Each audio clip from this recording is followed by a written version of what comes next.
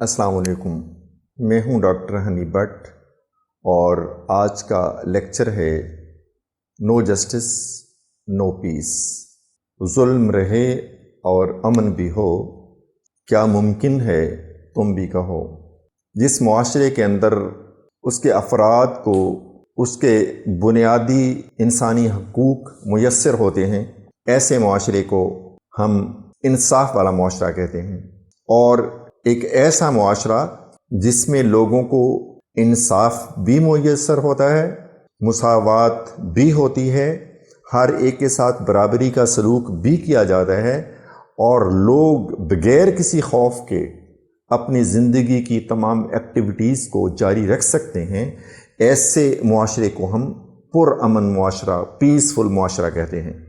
ایک ایسا معاشرہ جس میں انصاف نہیں ہوتا، وہاں پہ مساوات نہیں ہو سکتی، اور وہاں پہ کبھی بھی امن نہیں آ سکتا۔ وہاں پہ قانون نافذ کرنے والے ادارے جو ہوتے ہیں وہ کمزور ہوتے ہیں۔ ان حالات میں وہاں پہ افراتفری ہوتی ہے، کسی کو کسی کا خیال نہیں ہوتا، دائیں بائیں کی خبر نہیں ہوتی، ہر کوئی اپنی دھن میں مگن ہوتا ہے۔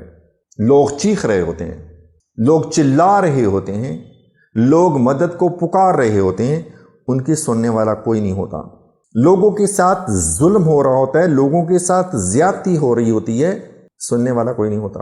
یہ اپاہج معاشرہ ہوتا ہے، یہ ایک معذور معاشرہ ہوتا ہے، جو کان ہوتے ہوئے بھی سننے سے عاری ہوتا ہے، جو آنکھوں کے ہوتے ہوئے بھی دیکھنے سے عاری ہوتا ہے۔ لوگ اپنی کہانیاں سنا رہے ہوتے ہیں، ظلم کی کہانیاں، لمبی لمبی داستانیں۔ میرے بچے کو اغوا کر لی گیا، میری بیٹی کو اغوا بھی کر لیا گیا، اور اس کی عزت بھی لوٹ لی گئی۔ یہ کہانیاں ہوتی ہیں، سننے والا کوئی نہیں ہوتا۔ اگر آپ بھی سن سکتے ہو تو سنیے۔ چوک گھنٹہ گھر میں اپنی بیٹی کی عصمت لٹنے کے بعد روتی چلاتی انصاف کی طالب ایک مجبور بیوہ اپنے جسم پر پٹرول چھڑک کر خود سوزی کرتے ہوئے کہتی ہے، گھر کس نے جلایا ہے کسے کون بتائے، گھر کس نے جلایا ہے کسے کون بتائے، منصف ہے یہاں آگ گواہوں میں دھواں ہے۔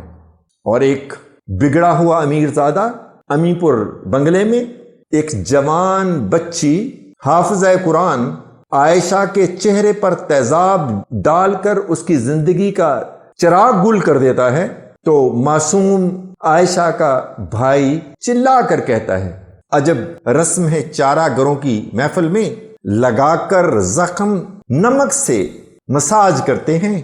غریب شہر ترستا ہے ایک نوالے کو، امیر شہر کے کتے بھی راج کرتے ہیں۔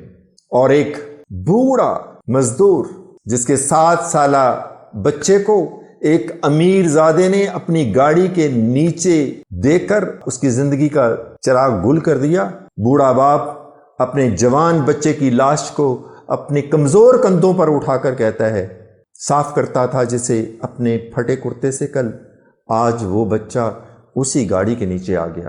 اور پھر لاہور کے اندر وزیر اعلیٰ پنجاب کے حکم کے اوپر پنجاب کی پولیس بے گناہ شہریوں کے اوپر گولیوں کی بچھاڑ کرتے ہوئے 17 بے قصوروں کو گولیوں سے بھون دیتی ہے، تو لاہور شہر کی پرسوگ فضائیں چلا اٹھتی ہیں، رہبر ملک و قوم ذرا آنکھیں تو اٹھا نظریں تو ملا، یہ کس کا لہو ہے کون مرا، یہ کس کا لہو ہے کون مرا۔ دھرتی کی سلگتی چھاتی کے بے چین شرارے پوچھتے ہیں، تم لوگ جنہیں اپنا نہ سکے وہ خون کے دھارے پوچھتے ہیں۔ سڑکوں کی زباں چلاتی ہے، ساگر کے کنارے پوچھتے ہیں، یہ کس کا لہو ہے کون مرا، یہ کس کا لہو ہے کون مرا۔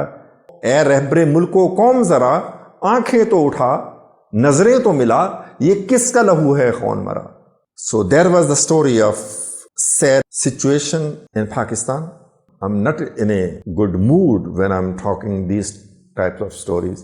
Thank you very much. Allah Hafiz.